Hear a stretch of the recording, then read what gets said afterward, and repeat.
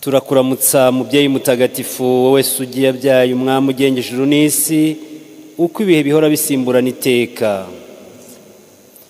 Ku izina ry'Imana Data na Mwana na Roho Mutagatifu, inema y'umwami wacu Yezu Kristo n'urukundo rw'Imana Data n'ubusabane kuri Roho Mutagatifu bihorane namwe. Bavandimwe, Kristo Yezu akuzwe. Turashimira Imana muri kino gitondo iyo yongeye kudutiza iyi mpano y'ubuzima. Ni umwanya mwiza wo kuzirikana urukundo rw'Imana, ko turi hano ku isi tutibeshejeho. Ubuzima dufite hari aho buturuka kandi hari aho bugana. Ibyo tugomba kubizirikana mu buzima bwacu. Ntabwo twiremye, turi ibiremwa by'Imana, tugomba kuyiha icyubahiro rero. Turifatanya n'abadusabye inkunga y'isengesho. Umubyeyi arashimira Imana kubera umwana we Clarisse Mukeshimana wujuje imyaka 35 y'amavuko. Martine arashimira Imana ku myaka 50 amaze avutse, akomeza kuyisaba ingabire ya Roho Mutagatifu yo kumuyobora mu byo akora byose. Umubyeyi arasabira umwana we Annie Geneheze ngo Imana imuherekeze mu mushinga wo kwiga mu ishami ry'ubuganga, kandi Imana izamwagurira ubumenyi bwo kuzavura abantu abifashijwemo n'urugo rutagatifu rw'i Nazareti. Aloyizi Habarurema arasabira Melanie Mukangwije urwaye ngo Yezu amukize. Umuryango wa David, Tobias na Benigne Ishimwe Karera urasabira umugisha abana bose babafashije mu bukwe abantu bose babafashije mu bukwe bwabo bukagenda neza. Umukristo kaza arasabira Kizito Mihigo witabye Imana na roho zo muri purgatori. Umuryango Remezo Bikira Mariya nyina wa Jambo urasabira abo muri uwo muryango Remezo bitabye Imana. Umuryango wa Jean Marie Vianney Bizimana na Delphine Musabye Imana barasabira Beata Mukarurangwa witabye Imana. Umukristo arasabira abiyeguriye umutima utagira inenge wa Bikira Mariya. Umuryango wa Bernadette Nyirarugero urasabira Bernadette Nyirarugero witabye Imana na roho zo muri purgatori. Umuryango wa Stanislas Tereyaho n'abana be barasabira umubyeyi wabo Pasikazi Mukarubuga witabye Imana n'umuvandimwe wabo Jean Claude Dusingizimana witabye Imana. Umukristo kaza arasabira Jean Damascene Gahigiro, Jean Marie Agnes Mukangwije, Sophie Uwimana Impaye, Bernarde Barinda Yoboka, bagasabira na Pascal Ntaganda bitabye Imana. Aloyizi Habarurema n'abana be barasabira Jean d'Arc Mukahigiro witabye Imana na roho zo muri purgatori. Intumwa z'impuhwe z'Imana Paruwasi ya Regina Pacis Remera barasabira Josephine Murebwayire witabye Imana. Donata Mukanyarwaya arasabira Felicien Sebahire n'abo mu muryango we bitabye Imana, agasabira Jovite Rutiyomba n'abo mu muryango we bitabye Imana, Jean Baptiste Nubahumpatse, Marie Makire Ingabire, Felicien Wimana n'abo mu muryango we bitabye Imana. Umuryango urasabira Mama Konsore Muhutukazi. Umuryango wa Theogene Nsengiyumva urasabira Auguste Bisanukuri na Therese Mukarugomwa, Josephine Mukankundiye, Faustin Mudacumura, Vestine Musabwasoni, Marie Claire Mushimire, Emmanuel Mbanza Mihigo, Liberata Mukakabera, Valerie Chandari, Ernest Muhinda, Janvier Mwambari, Philomene Mukarubega, Fabien Bizimungu, Frodoire Harerimana bitabye Imana. Irene Tuyishimire arasabira Micheline Mukanshuti, Leontine Mukandahiro na Clement Habimana bitabye Imana. Umuryango wa Fulgence Uzaribara urasabira Delphine Masengesho witabye Imana na roho zo muri purgatori. Bavandimwe, nimucyo twange ibyaha byacu kugira ngo dushobore kumva ijambo ry'Imana no gutura igitambo cy'Ukaristiya dufite umutima usukuye. Nyagasani Yezu we watumwe gukiza abafite umutima wicuza, Nyagasani tubabarire. Kristo we wazanye no guhabura abanyabyaha, Kristo tubabarire. Nyagasani Yezu we wicaye iburyo bw'Imana Data ngo dutakambire, Nyagasani tubabarire. Imana ishobora byose nitubabarire dukize ibyaha byacu, maze izatugeze mu bugingo bw'iteka. Dusabe. Nyagasani Imana yacu, twebwe abayoboke bawe turakwinginze, uduhe guhorana ubuyanja ku mutima no ku mubiri, kandi ugirire amasengesho adahinyuka ya Mariya Mutagatifu umubikira iteka, maze uduhe gushira agahinda dufite kuri ubu no kuzishima iteka mu ijuru. Kubwa Yezu Kristo umwana wawe n'umwami wacu, Imana mubana mugatekana umwe bwa Roho Mutagatifu, uko ibihe bihora bisimburana iteka. Amen.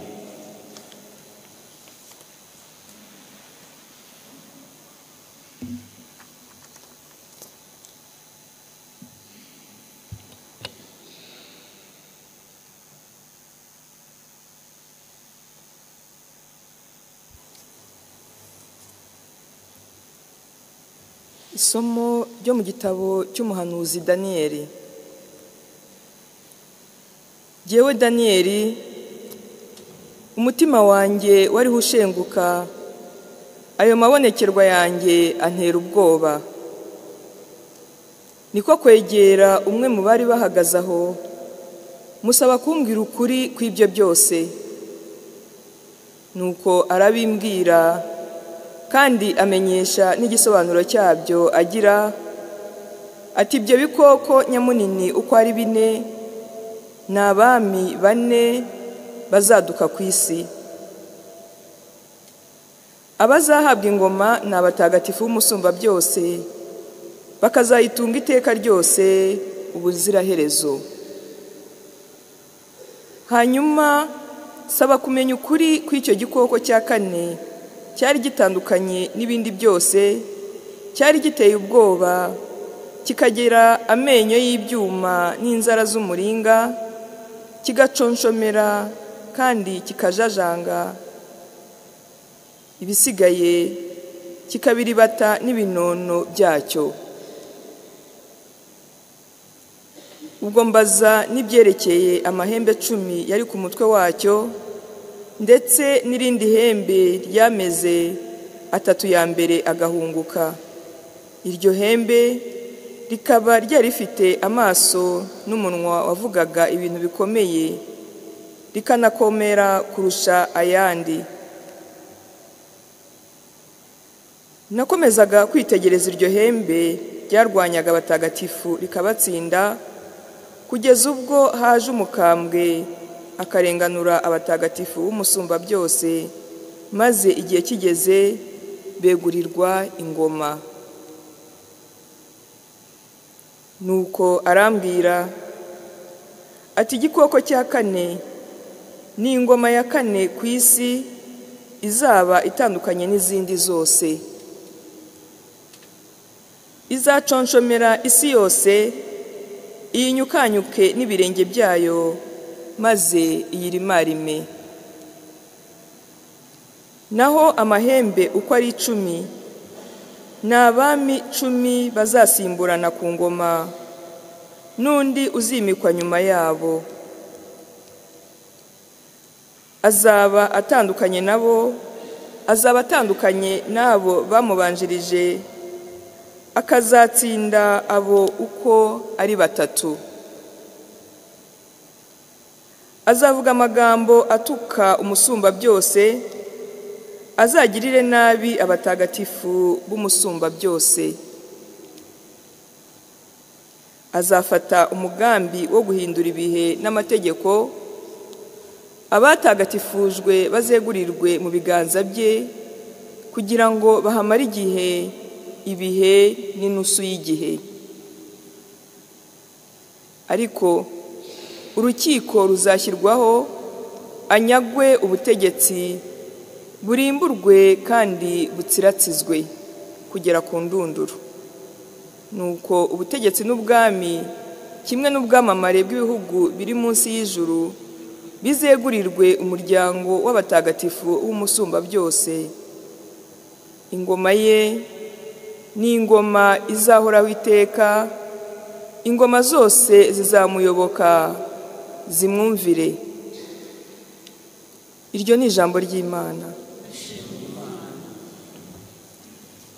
Nimumuririmbe kandi mumurate iteka ryose.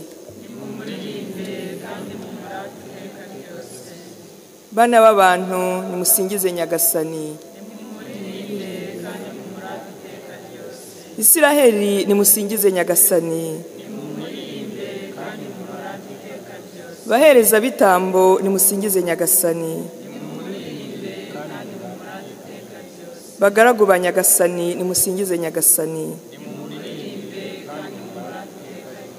Mutima n'ubwenge by'intungane, nimusingize Nyagasani. Ntungane namwe ab'umutima wiyoroshya, nimusingize Nyagasani.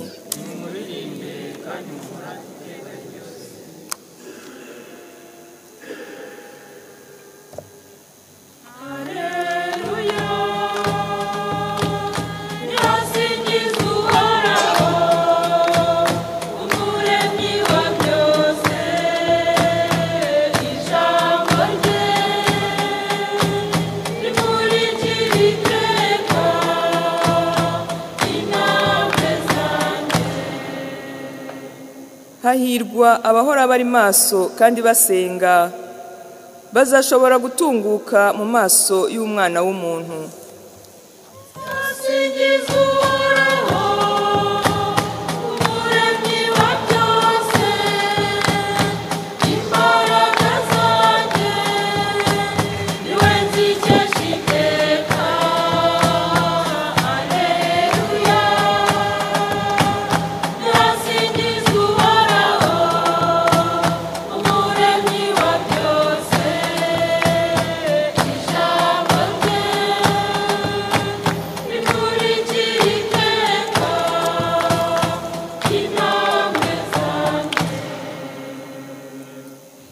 Nyagasani Yezu nabane namwe. Amagambo yo mu Ivanjili ntagatifu uko yanditswe na Luka.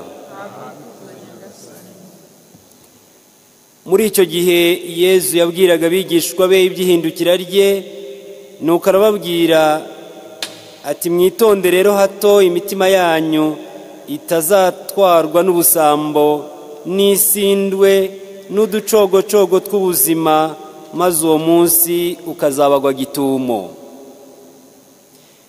Kuko uzatungura abatuye ku isi bose nk'uko umutego ufata inyamaswa.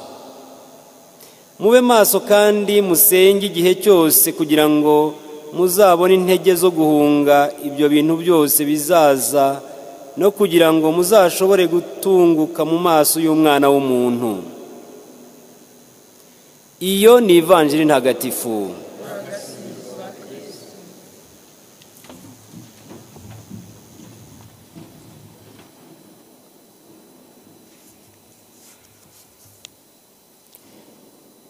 Hahirwa abahora biteguye. Igitabo cy'umuhanuzi Daniyeli tugize iminsi tuzirikana, twagiye tubona ingorane nyinshi Daniyeli na bagenzi be bagize ingorane nyinshi. Amabonekerwa Daniyeli yagize aratwereka ko Uhoraho ari we mugenga wa byose. Uhoraho ni we mugenga wa byose, niwe uzi aho ibintu byerekeza, niwe ugena uko ibintu bibaho, atitaye ku mihindagurikire y'ingoma. Ingoma zagiye zisimburana, agatuma ibihe bigenda bisimburana, bigana kandi ku ndunduro yabyo, ari byo shingwa ridasubirwamo ry'ingoma y'Imana. Ibintu tuba dufite hano ku isi tuba tureba wenda bikadutera umutima wo kumva ko dushoboye byose. Ibyo ngibyo bigenda bisimburana bikagenda bigana ku musozo, ariko bikaba biducira amarenga y'ishingwa ry'ingoma y'Imana. Daniyeli yarabibonye ibi ngibi. Abazaba rero barakomeye kuri Nyagasani icyo gihe bagapfira mu Mana, ngo bazakangukira guhabwa ubugingo buhoraho. Naho abandi wenda bagize umutima wundi, nabo bazakanguka, kuko twese ngo tuzakanguka, ariko icyo tuzakangukira nicyo kizaba kinyuranye. Bo bazakangukira gukorwa n'isoni, ariko abazaba barakomeye ku Mana ngo bakangukire guhabwa ubugingo buhoraho. Iyo ngoma twumvise Daniyeli yagiye abona ngo yeguriwe umwana w'umuntu. Umwana w'umuntu, iyo bavuze umwana w'umuntu dushobora kutabyumva neza, ariko n'ivanjiri irabitubwiye ngo no kugira ngo muzashobore gutunguka mu maso y'umwana w'umuntu. Aya masomo asoza umwaka wa liturujia ni amasomo wagira ngo aducira amarenga y'ibihe bizaza, kugira ngo natwe tube maso, kugira ngo tube maso. Ibango ndirimbo ribanziriza ivanjiri ryabivuze: hahirwa abahora bari maso kandi basenga, bazashobora gutunguka mu maso y'umwana w'umuntu. Uyu mwana w'umuntu batubwira hano nta wundi ni Kristo. Kristo wa wundi waje ku nshuro ya mbere azanywe n'ubutumwa bwo gukiza muntu, kandi koko yarabikoze, abisoreza i Karuvali, yamenye amaraso atwitangiye twese, none harazuka asubiraho yari ari mbere yuko aza hano ku isi. Ariko baratubwira ngo azagaruka, kandi ngo azagaruka gucira urubanza abazima n'abazaba barapfuye. Ingoma ye ntizagira iherezo. Umwana w'umuntu ni Kristo. Twirinde rero guhora cyangwa guheranwa n'uducogocogo tw'ubuzima. Usanga turiruka dushakashaka, ni byiza, nta kundi twabaho, tugomba kubibamo ibyo ngibyo, ariko guheranwa iyo byaduheranye tuba twibagiwe, tuba twabuze umutima ushishoza. Kubijyamo ni byiza kugira ngo tubone ikidutunga, tubone uko tubaho, ariko twirinde guheranwa. Ivanjiri yabitubwiye, guheranwa n'uducogocogo tw'ubuzima, kugira ngo uwo munsi ntuzadutungure cyangwa ngo tugwe gitumo. Biradusaba rero kuba maso nk'uko tubibwiwe hano. Turaba maso dute? Ese no gukomeza tureba aho azanana, cyangwa dutega amatwi twumva iyo batubwira ati nguriya? Oya, ibyo no mu minsi ishize twarabizirikanye ngo twirinde abatubwira ngo nguriya ari hariya, cyangwa bita Kristo bandi. Oya, ahubwo icyo twigishijwe tugikomereho, kandi twigishijwe byinshi bishobora kudufasha kumenya gutegereza kandi turi maso. Ngo nta kuba maso gusa, ahubwo ngo tube maso, ngo mube maso kandi musenga igihe cyose, kugira ngo muzabone intege zo guhunga ibyo bintu byose. Tube maso dusenga. Ntabwo tuzaba ari igihe cyo guhunga twebwe, ahubwo kuko tuzaba twariteguye, tuzaba dushobora no kuvuga ngo ngwino Nyagasani, twarakwiteguye. Ntabwo badushobora kugira rero, kuko byose twabizirikanye, kuko twagize amahirwe yo kugira umutima ushishoza. Kugira umutima ushishoza rero ni iki? Ni ukumenya gukora ikintu kigakorwa mu mwanya wacyo no mu gihe cyacu.